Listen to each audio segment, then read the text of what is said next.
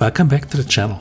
Even though my lovely V85 is giving me a hard time at the moment, I'm still adding small bits and pieces to complement my build.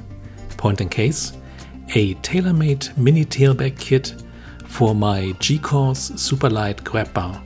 And by the way, said grab bar weighs 380 grams. Let that sink in for a moment. Yeah, I'm a huge fan of GCorse and Moto from Parma, Italy.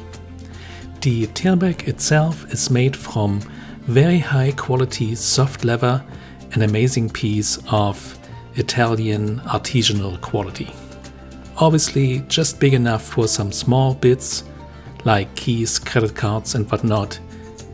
It's just giving me enough space to not have anything in my pockets while riding. Mission accomplished. As always, stay tuned, keep it on 2, and I will see you soon in the next one. Bye.